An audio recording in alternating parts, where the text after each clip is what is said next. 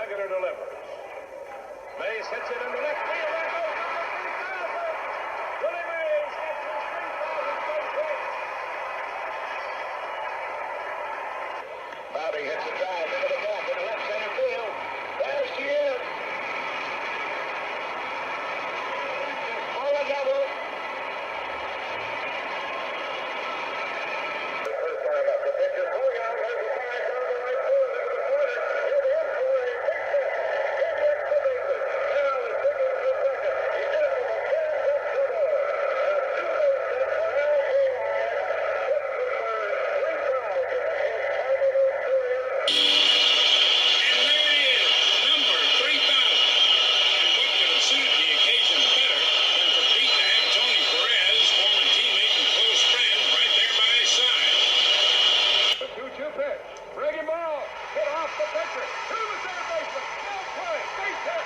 3,000 for a run. There goes a ground ball. Base hit. Number 3,000. Yastrzemski's got it.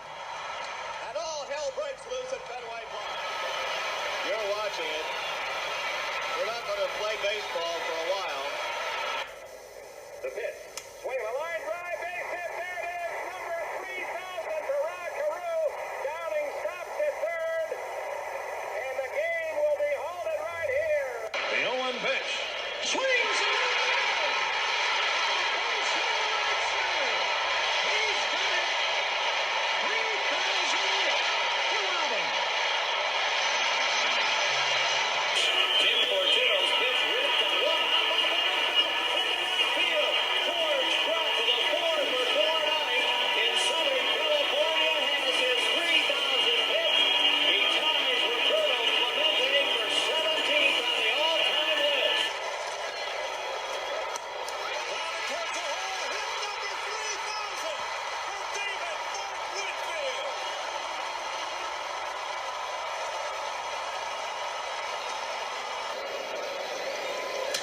To the right side, and there it is.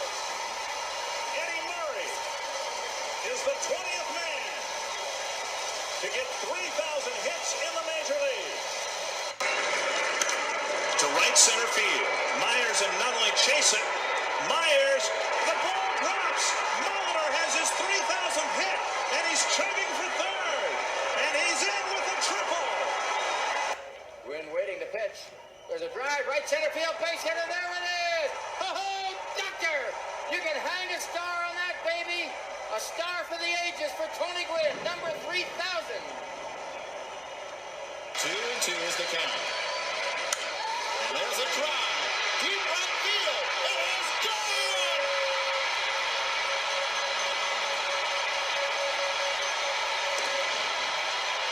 The hit that makes history. There it is!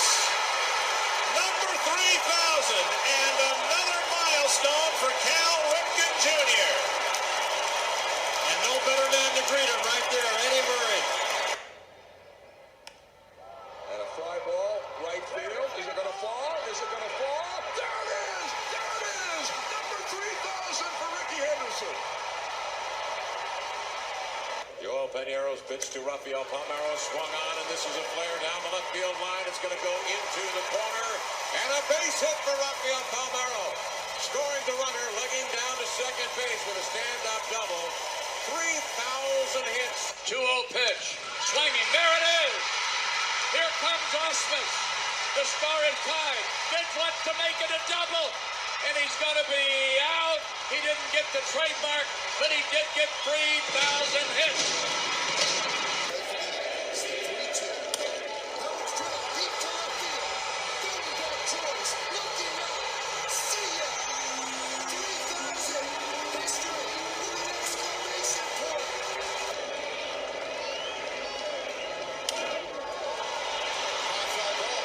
Martinez back, try, wall, see ya. He did it in style. He joins the 3,000 hit club with a home run. The 2-0. Ichiro to right and deep. Back goes Parra to the wall, and it's off the wall. 3,000 is in right field, and Ichiro is racing for Hey everybody, it's John 3000 Hitman. Hope everybody's having a good day. Today is January 22nd, 2020. Just got done watching the MLB Network's broadcast of Jeter and Larry Walker talking about their Hall of Fame inductions. And so it was interesting watching both of them talk a little bit about their careers and then them walking into the MLB Network and talking to the kind of the studio and some of the workers a little bit more. So anyways, so check that out. Good episode on MLB Network. It's also on YouTube if you want to check it out. Today's episode, so people asked me about my handle 3000 Hitman, how I came about. There's a lot of people who collect different things within the hobby, whether it's just Hall of Fame collectors, signatures, only cards only, photographs, whatever it is, jerseys. But I kind of honed in on 3000 hits years and years ago. I just thought it was an elite club. There is 32 men in the club. I have 24 of them at this point. It's a hard class. It's a hard club to collect. So I have those single sign balls I was going to go through today and kind of show you those. And this is more just some new subscribers. Some people have asked me about it and what I have. So I kind of want to cover, that's more my genre versus, a lot of cards or whatever else. So it's mostly 3000 hit stuff. So I'm going to show you the batting gloves I have. Right now, currently I have Palmeiro, Wade Boggs, and Tony Gwynn. Tony Gwynn's probably my all-time favorite. I've let a few slip through my hands before. I've had a couple things with Ripken and traded those off to get a couple other things. Craig Biggio, some other ones. So I wanted to cover those. Sitting right behind me, I know you guys sometimes see these bats right here. Couple of these bats. Here is let me flip that around and see if it's a little bit better. Ricky Henderson, when he was with the San Diego Padres. So good wear on that thing. Nice bat. You can see it. All that wear on there. He didn't use too much pine tar from about here down. So about 12 inches is all he used. Probably one of the greatest leadoff hitters of all time right there. So that's Ricky Henderson's bat. And then my all-time favorite, there's Mr. Tony Gwynn's bat. So good use out of it. You can see it's an early bat, not a lot of pine tar. Tony's information that he always did, his number 19, and then his C263, he also put it on the cup right here. So it is a very, very little bat. Tony used little bats. He ended up using this is 32 and a half. 32 and a half is a very, very small bat. So that is in the collection right there. The 3000 hit club's unique. It's 500 home runs. That's one thing. But 3000 hits, to put that ball in play 3000 times is difficult. It's interesting now that Jeter has gotten into Hall of Fame. I started looking a little bit about his 3000 hits. The Yankees have had so many great hitters with Ruth and Garrick, DiMaggio and Mantle and Maris, but none of them are in the 3000 hit club. Jeter and A-Rod are the only two Yankees in the Hall of Fame in the 3000 hit club. And it's also interesting that those two are part of only three men who their 3000 hit was a home run. Wade Boggs, Jeter, and A-Rod all hit their home runs as their 3000 hit. So that's kind of ironic. Being also that I live here in California, in Southern California, really close to Angel Stadium. Angel Stadium also has two events in part of the 3000 hit club. George Brett and Rod Carew both had their 3000 hits here in town at Angel Stadium. So that's kind of it's interesting, as well as Jeter and A-Rod both hit theirs at Yankee Stadium. So let's go ahead and jump into the gloves. I kind of wanted to show you the gloves up close, and then we'll come back. Some bats from the 3000 hit club. We'll get to some of those in a minute. A couple of those batting gloves. And then the case. Here's Ty Cobb. Eddie Collins. Jimmy Fox is also on there on the backside as well as Connie Mack. But anyways, Eddie Collins. Roberto Clemente. Pete Rose. Stan Musial. Hank Aaron. Lou Brock. Carl Yastrzemski. Al Kaline. Willie Mays. Rod Carew. Tony Gwynn. Let's jump back down here. A-Rod. Robin Yount.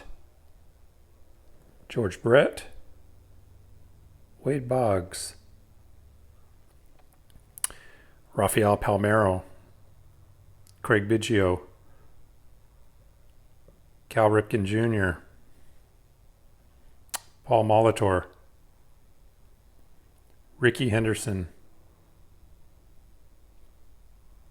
Albert Pujols. And Ichiro. Okay, so here's the gloves in the collection. These ones are Tony Gwynn's. I'll let you look at the signature there. Tony taped up the knuckles on his gloves. These are away. Number 19. He signed that one. Actually signed both of them. And then the Wade Boggs when he was with Boston.